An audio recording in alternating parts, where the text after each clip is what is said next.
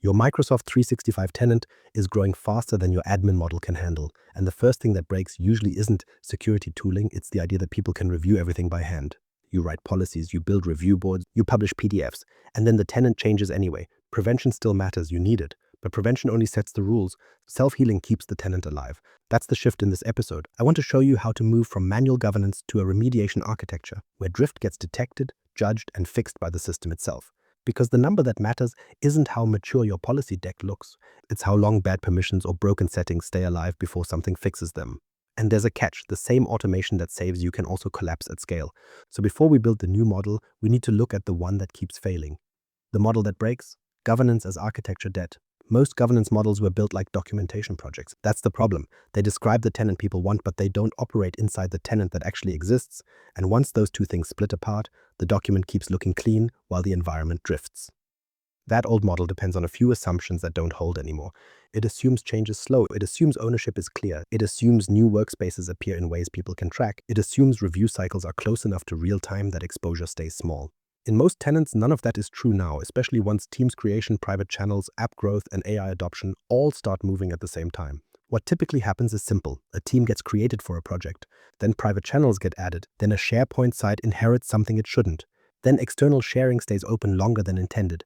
Then owners leave, or nobody updates labels, or nobody even knows who is supposed to clean it up. The issue doesn't explode right away, it just sits there, quietly accumulating risk until access, support, compliance, and AI all collide on the same piece of content. And that's where governance turns into architecture debt. Because debt here isn't just bad documentation, it's delayed correction. It's the gap between how the tenant should behave and how it behaves right now, under real usage with real changes from real people. If your only response to drift is a quarterly review, then your architecture accepts long windows of exposure by design, even if the policy itself is perfectly written. Manual audits make this worse because they only capture snapshots. You inspect the tenant on Tuesday, the tenant changes on Wednesday. You review permissions in one business unit while 3 others spin up new teams, apps, channels, and sharing paths in parallel. So the act of auditing can create a false sense of control because the report looks complete while the runtime system has already moved on. Executives usually don't see that as a technical flaw at first. They see admin fatigue, rising ticket volume, slow cleanup, delays in AI rollout, support friction around ownership, security teams asking for more reviews, compliance teams asking for more evidence. The cost shows up as toil before it shows up as an incident, and that's why many organizations stay in the old model too long. The deeper issue is structural. Governance was treated as something outside the architecture, like a layer of advice wrapped around the platform. But once the platform starts changing continuously, advice isn't enough. Rules without runtime enforcement become backlog. Reviews without correction become theater, and human oversight, no matter how smart the people are, loses the race once creation speed exceeds review speed. So the question changes, not what rules should we write, what system closes drift before drift spreads. The architectural shift from controls to a self-healing system. So what replaces that model? Not more reviews, not better spreadsheets, a runtime system. A self-healing Microsoft 365 architecture starts with one simple idea. Define the state you want, watch for drift from that state, decide what the drift means, then take action automatically. That's the whole pattern. Desired state, detection, decision, remediation, and if any part is missing, you don't have a self-healing system. You have a monitoring setup with extra steps. This clicked for me when I stopped looking at governance as a set of controls and started looking at it as a set of loops, because a control only matters if something defends it after change happens. If it can't heal itself, it's just documentation. Prevention still matters here. You still need provisioning rules. You still need labeling. You still need conditional access, sharing settings, and lifecycle policies. But those things are the baseline, not the answer. They define what good looks like. The self-healing layer is what keeps pulling the tenant back toward that state when reality drifts. And one level deeper, this architecture has a few runtime layers you need to separate clearly, or it turns messy fast. First, signals.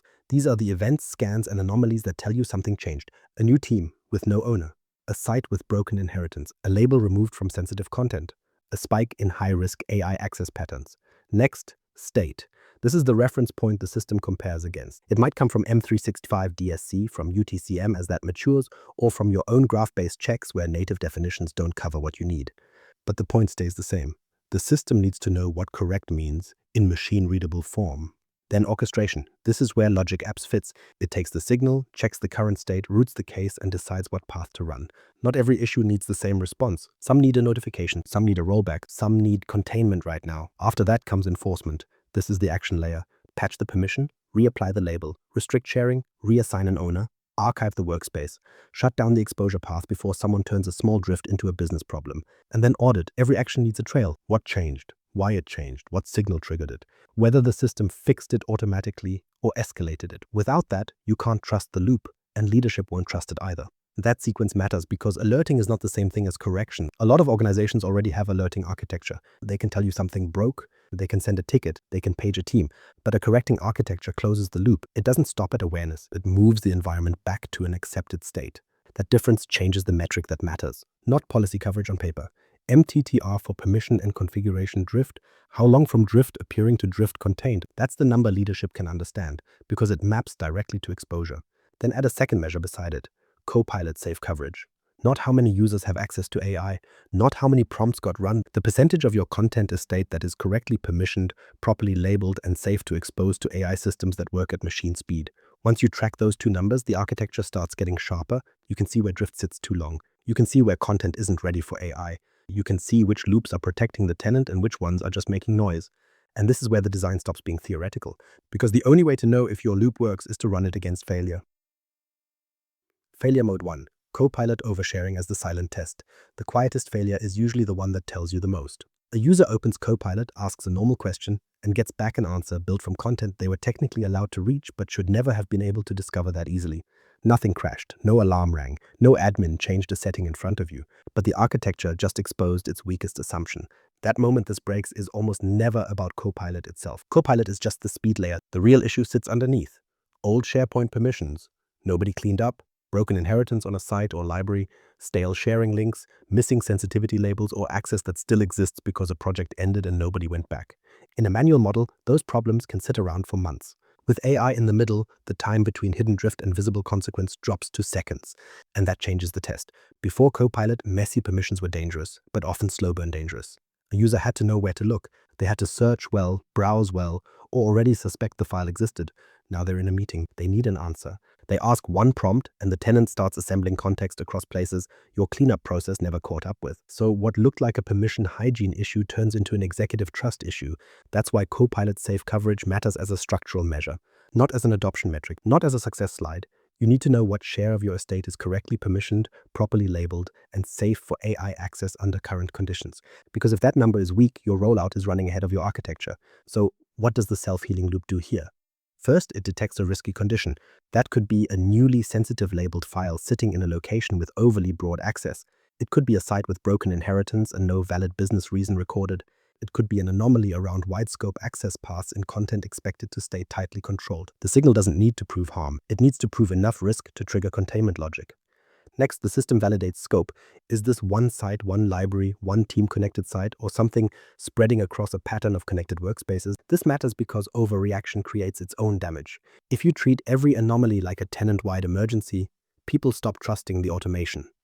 Then the action starts. Restrict access on the affected site, remove broad sharing where it drifted, reapply the right label if it was removed or never applied. Lock down inheritance if the current state violates the approved model. Notify security and compliance with the incident context already attached, so they're reviewing a contained problem, not racing an open one. And if the signals point to active, wider exposure, this is where your AI kill switch logic earns its place. Start narrow if you can. Scope the restriction to the affected workload, sites, or user path first. But if the system sees a bigger pattern, it needs a fallback path that can restrict Copilot access more broadly, while the loop isolates the source. Preferred response, targeted. Fallback response, larger containment. Time to contain should sit under 5 minutes, or the system is too slow for the risk model AI creates. The business consequence is blunt. If your architecture can't contain oversharing fast, AI adoption stalls. Not because the assistant failed, but because the tenant underneath it never learned how to recover fast enough. Failure mode 2. Teams and private channel sprawl as structural collapse. Now move from the quiet risk to the noisy one. Teams and private channel sprawl is what happens when workspace creation turns into unchecked state growth. A few dozen teams is manageable. A few hundred starts getting messy. Then you cross a line, and suddenly you're not managing collaboration anymore. You're chasing fragments of it, scattered across sites, channels, owners, apps, and half-finished projects. The break usually starts in a very ordinary way. Business units need speed, so teams get created fast. Private channels get added for side conversations, legal reviews, leadership work, vendor threads. Each one can bring more structure, more storage, more permission edges. On paper, lifecycle policies exist, naming standards exist, expiration rules exist, but the enforcement drifts, exceptions pile up, and nobody really knows which workspaces are still active, which sites are orphaned, and which owners are even still employed. That's where things change. Because this isn't just clutter, it creates structural inconsistency. One team has two active owners, another has none. One private channel site keeps inherited access in ways nobody expected. Another keeps stale members because the parent team changed, but the site structure didn't get reviewed. Search quality drops, compliance reviews get harder. Ownership questions bounce between IT, security, and the business. The tenant doesn't fail all at once. It gets harder to trust. Manual cleanup almost always loses here because the creation rate beats the review rate. Even if your admins are good, they're working behind the system. By the time someone reviews stale teams from last month, this month has already produced another wave of drift. And since a lot of these workspaces look harmless at first, they don't get treated as runtime issues until the mess reaches reporting access control or legal hold. So the loop needs to work on state, not names. Detection starts with clear structural checks. No valid owner. Duplicate ownership patterns that break accountability. Workspaces with long inactivity and open sharing. Private channel sites with broken inheritance or stale membership, teams tied to projects that ended but never moved into archive. None of that is exotic, but if the platform isn't checking for it continuously, the blind spots compound. From there, the system decides what kind of drift it's looking at. A missing owner might trigger a reassignment workflow and a timed notice. A workspace with no response after notice might move into restricted mode. A stale team with low activity and no business dependency could be archived. A private channel site with risky permissions could get sharing tightened immediately while the loop logs the change and routes the exception for review. Notice what this does. It turns cleanup from a project into an operating behavior. And that matters because sprawl isn't really a naming problem, even though people often start there. It's a state management problem. The hard part isn't what the team is called. The hard part is whether the team still has accountable ownership, valid permissions, business purpose, and a safe lifecycle status right now. Once you design the loop that way, the environment gets easier to trust. Not perfect, but measurable. And a lot less dependent on someone remembering to run another audit next quarter. But even a good loop can still fall apart for a different reason. The platform starts pushing back. The hidden boss, graph throttling and why most automation breaks at scale. This is the part most architecture diagrams skip. And it's usually the part that decides whether your remediation engine is real or just a nice demo. At small scale, almost any automation looks good. A script checks a few teams, updates a few sites, fixes a few owners, and everybody feels smart. Then volume goes up, more workspaces, more writes, more loops, more scans, more retries, and suddenly the system that was supposed to reduce drift starts adding delay to the moment you need it most. That break often shows up as HTTP 429, too many requests. Microsoft Graph is pushing back because your app, your tenant, or that specific service path has crossed a limit. There are global limits, but there are also service-specific limits, and that's where people get caught. Reads and writes don't cost the same. Writes are heavier, bursts are heavier. High-frequency polling can become its own problem even before a real incident hits. So what's actually happening is simple. The remediation loop sees risk, then tries to fix a lot of things fast. But the API layer sees a flood, starts throttling, and your correction engine slows down right when drift is spreading. If you build your architecture on the assumption that the platform will always accept your pace, the whole design starts lying to you under stress. One level deeper, some endpoints make this worse. Microsoft Documents retry after as the right way to recover from throttling, but Intune-related graph calls may not always return that header. That means a blind retry pattern can hammer the service without useful guidance, extend the throttle window, and keep burning executions while making almost no forward progress. People call that resilience. It isn't. It's a loop arguing with the platform. Polling-heavy designs are especially bad here. Teams, SharePoint, permissions, device state, reports, anomaly checks, all on recurrence, all asking the same question over and over. Then a remediation storm starts, and the architecture piles write traffic on top of read traffic, because the same system is trying to detect, decide, and correct through constant API calls. At that point, the outage isn't just the original drift, the outage is the automation model. That's why the resilience pattern matters more than the script. You need queues, so detection doesn't instantly become a write burst. You need back off and not fixed delay either. Back off with jitter, so your retries don't all come back at the same time, and stampede the endpoint again. You need prioritization, because a high-risk permission exposure should not sit behind a batch of stale ownership updates from last week. And once the workload gets larger, split child workflows from parent workflows so the orchestration layer can hand off work instead of trying to do everything inside one giant run. This is also where event-driven design starts winning. If you can use change notifications, anomaly signals, or tighter triggers instead of broad polling, you cut waste before the problem starts. Query less, react with intent. And for estate-wide reads, always design for pagination. Graph can return OData. Next link when results exceed page limits, and if your loop ignores that, half your environment never even enters the remediation path. That's not a performance issue. That's fake coverage. The other piece people miss is workload separation. Critical fixes and low-priority hygiene should not share the same recovery lane. Put them on different queues, different workflows, different retry behavior if needed. Otherwise, a cleanup job can starve a containment job, and then your MTTR target stops meaning anything. There's a cost side too. Bad retry logic doesn't just slow recovery. It drives Azure execution cost up through extra runs, extra connector calls, and longer workflows that still fail to clear the queue. So yes, at scale, your biggest outage often isn't security, it's throttling. Once your loop can take pressure without collapsing, then you can talk about the blueprint. The blueprint, building the remediation engine in Microsoft 365. So if you want to build this for real, the stack is pretty clear. Microsoft Graph is the control plane, Logic Apps is the orchestrator, Managed Identity is the trust model. That combination matters because it gives you a way to sense, decide, and act across Microsoft 365 without stuffing secrets into scripts or building a pile of brittle point fixes that nobody wants to maintain 6 months later. Managed Identity should be the default choice here. Not because it sounds cleaner, but because it removes one of the dumbest failure points in automation: expired secrets, copied secrets, hidden secrets, forgotten secret rotation, and the audit gaps that come with all of that. If the remediation engine is supposed to reduce fragility, don't anchor it to credentials that age out quietly and break on a Friday night. For desired state, use what fits the maturity of the platform and the workload. M365 DSC still gives you a strong way to export baselines, compare state, monitor drift, and in some cases autocorrect where the setting is stable enough for that pattern. UTCM points in the same direction from the Microsoft side, especially for structured snapshot and monitoring scenarios, but it's still more about detection and visibility than broad native remediation today. And when neither gives you the coverage you need, fall back to custom graph checks that define your own accepted state in code. That's where you need judgment. Some areas should stay report only because business context changes too often, and blind correction would create noise or break valid exceptions. Other areas should auto-correct immediately because the drift itself creates unnecessary exposure.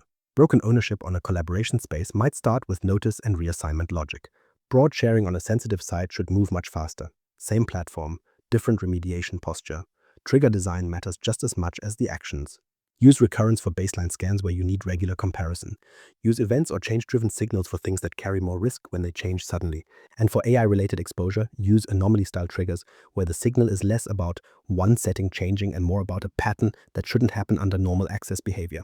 Once a case enters the engine, the decision layer should classify it before anything gets fixed. How severe is the drift? What's the blast radius? Can the action be reversed cleanly? Is there a business dependency that changes the response? Those questions sound operational, but they're architectural because they determine whether the system behaves predictably or just reacts hard to everything. Then you get to the action layer. Patch permissions where they drifted.